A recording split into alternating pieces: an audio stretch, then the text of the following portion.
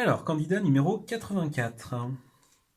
Alors, on va commencer juste par prendre une petite minute pour regarder la copie de manière générale, au niveau de la présentation. Je vois que l'écriture est pas irréprochable, mais qu'elle est lisible. Je pense que je devrais pas avoir de souci à comprendre ce que tu écris. Au niveau de la présentation, c'est bien, c'est espacé, tu as bien distingué les questions. On voit les numéros des exercices qui sont bien mis en avant, tu as fait l'effort de souligner, tu as utilisé que de l'encre bleue, c'est très bien. Donc au niveau de la présentation, déjà, le correcteur qui va arriver sur ta copie le jour du brevet, il va dire ça va être une copie qui va être agréable à corriger. Déjà, c'est un très bon point. On va regarder maintenant en détail un petit peu ce que tu nous proposes. Premier exercice. Donc, directement, tu vas à l'essentiel. On te demande de calculer QK sur QP. Donc, tu fais le calcul. 5 mètres divisé par 0,61. Là, j'ai un souci.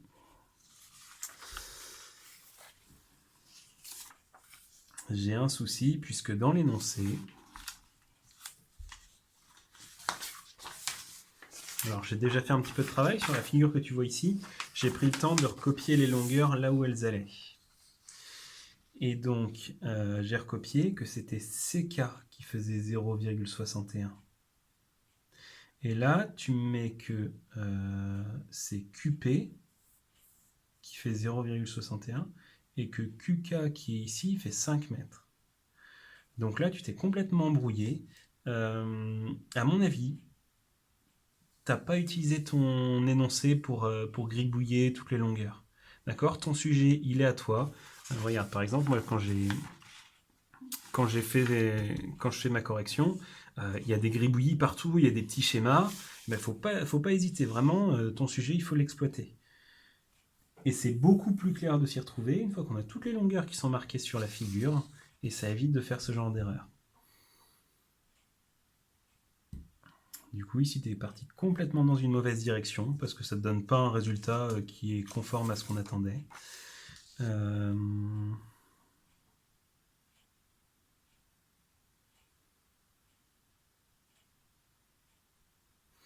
Je vais te mettre 0,5. C'est vraiment histoire de valoriser le fait que tu as repéré le calcul à faire et que tu as essayé de remplacer. Mais il va falloir que tu revoies ta méthode. Parce que dès la première question, se tromper en mettant pas la bonne longueur au bon endroit, enfin, peut-être que c'est le stress, mais il faut vraiment que tu travailles là-dessus. Parce que c'est vraiment dommage sur une première question comme ça. Donc la distance maximale de la voiture, c'est 11,07. Déjà, il manque l'unité. Ça, c'est dommage.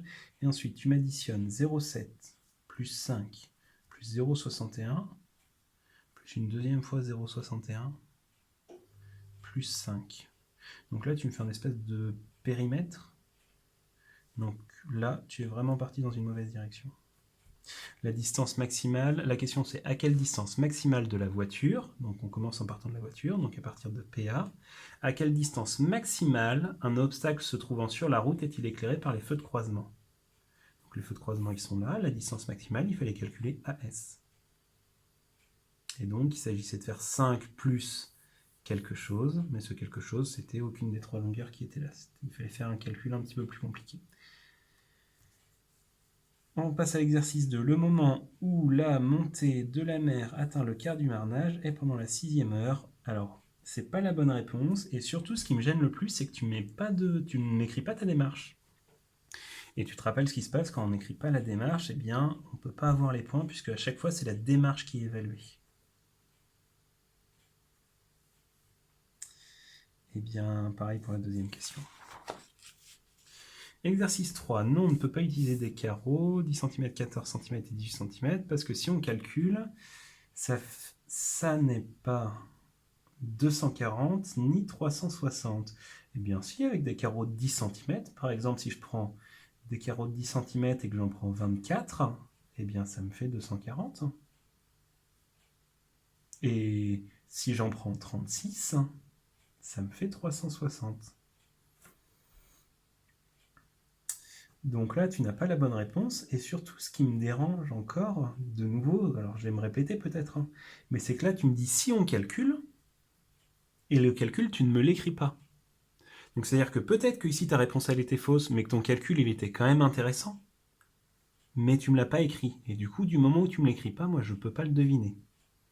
Donc ça veut dire que là tu récupères un 0 alors que peut-être ton calcul aurait pu être valorisé.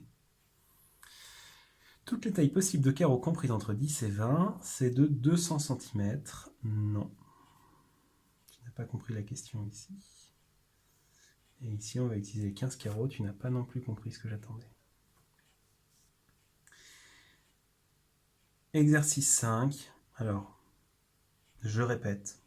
Si tu me mets juste une réponse sans démarche, tu ne récupères aucun point. Exercice 6. Attention à la numérotation des exercices.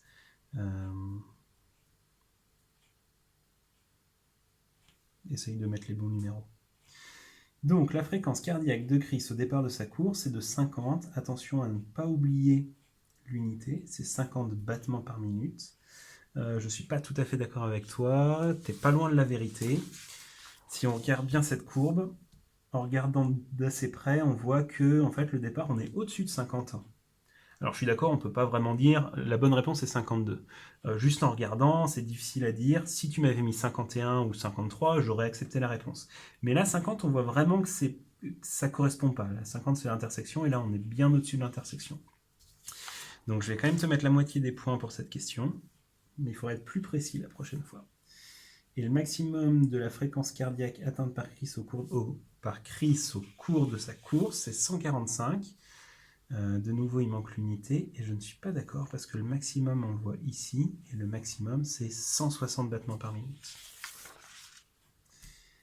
Troisième question. Donc la durée, c'est 54 minutes. Alors, t'es pas très loin de la réponse, mais je comprends pas du tout ce que tu as fait. Pourquoi x 9 dixièmes ?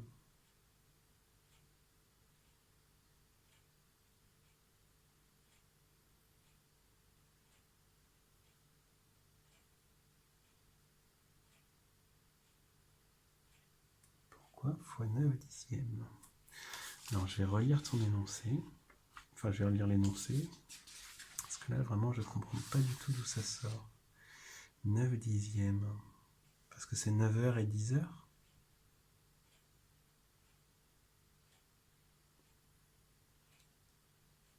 Je pense que ça doit être ça. C'est pas un bon raisonnement en fait ici. Ici, il fallait vraiment soit que tu imagines une pendule, soit que tu fasses un petit schéma. Moi, je préfère le schéma en disant que il commence à 9h33, il termine à 10h26. Donc la question, c'est combien il y a de minutes entre les deux. Alors, c'est pas très facile à calculer, donc il vaut mieux le faire en deux étapes, de 9h33 jusqu'à 10h, et ensuite de 10h jusqu'à 10h26. Là, il y avait 27 minutes, là, il y en avait 26, donc il fallait additionner les deux, et tu obtenais 53 minutes. Alors tu viens de dire, bah, j'y suis presque, oui, sauf que là, ta démarche, elle n'est pas correcte du tout. C'est-à-dire que là, vraiment, tu as eu un très gros coup de chance.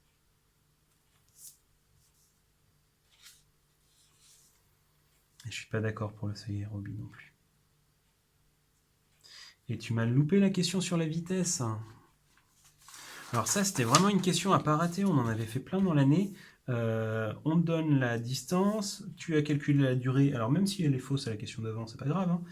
Tu as la distance, tu as la durée. Il faut savoir calculer la vitesse moyenne. V égale D sur T. Et après, voilà, tu fais l'opération. Donc à revoir avant le brevet. Alors ici, Corinne choisit le nombre 1. Ok. 3 moins 1. Alors là, je ne suis pas d'accord, puisque si elle choisit le nombre 1, la première instruction, c'est soustraire 3. Donc l'opération, c'est 1 moins 3. Alors je suis d'accord que ça t'aimes pas trop parce que ça donne un nombre négatif. Mais c'est ça la consigne. Et là, tu m'as transformé la consigne, et on voit, tu as mis du blanco. Tu as transformé la consigne parce que ça t'arrangeait plus. Eh bien donc, je ne suis pas d'accord avec ta réponse. Je vais quand même te mettre un point sur les 3. Je vais même te mettre 2 points sur les 3, puisque ton calcul en ligne me plaît bien, tu as pensé à revenir à la ligne, et je pense que si tu as fait cette erreur, c'est parce que tu as vu ici que tu arrives à moins 4, et que moins 4, ça ne te plaisait pas, vu que ce n'était pas la bonne réponse. Et pourquoi tu arrives à moins 4 ? C'est parce que tu avais oublié de mettre des parenthèses, comme ici. Ici, c'est moins 5 au carré, donc c'est moins 5 fois moins 5. Et moins fois moins, ça donne plus. Donc ensuite, tu rajoutes le triple du nombre de départ. Alors attention, par contre, le triple, c'est pas puissance 3, c'est fois 3. Donc là, une erreur, deux erreurs. Et rajouter 7, il n'y a pas de souci. Troisième question. Oui, elle a saisi dans la cellule B3. Problème de lecture d'énoncé. La question, c'est quelle formule? Et là, tu me réponds oui. Donc, c'est pas compatible. Là, c'est comme si... Enfin, tu réponds comme si j'avais demandé a-t-elle saisi une formule dans la cellule B3? Mais c'est pas ça. Je pense que c'est que tu as dû commencer à lire à partir d'ici. A-t-elle saisi? Alors qu'en fait, c'est quelle formule a-t-elle saisi?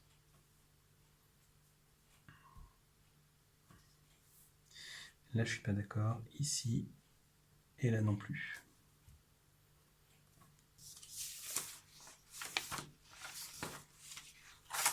Je vois que tu n'as pas traité l'exercice 4. C'était celui qui portait sur la programmation. C'est dommage, ici, il y avait quelques points à récupérer facilement. Donc si tu avais un petit peu de temps à la fin des 2 heures, c'était vraiment une bonne idée, même si tu n'aimes pas la programmation, de quand même t'y pencher. Alors, au niveau de la présentation, rédaction, etc., au niveau du français, c'est un petit peu faible, il y a beaucoup d'erreurs, notamment sur les pluriels. Les pluriels, tu les as souvent oubliés. Non, je suis en train de dire n'importe quoi. Il en manque un ici.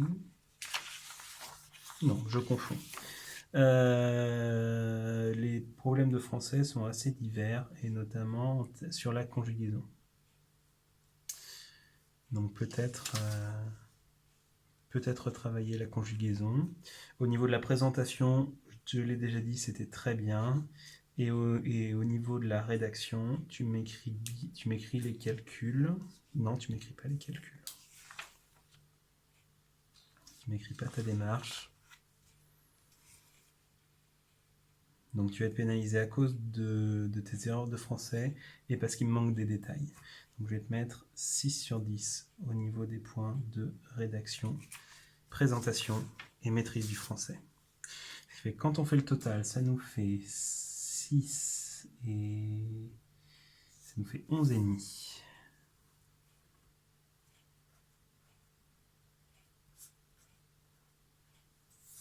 Donc c'est très insuffisant pour un brevet blanc.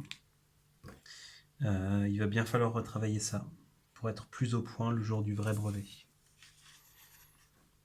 Donc ce que je peux t'encourager à faire, c'est revoir les théorèmes de géométrie, donc Pythagore, Thalès, en priorité, et retravailler le calcul de vitesse.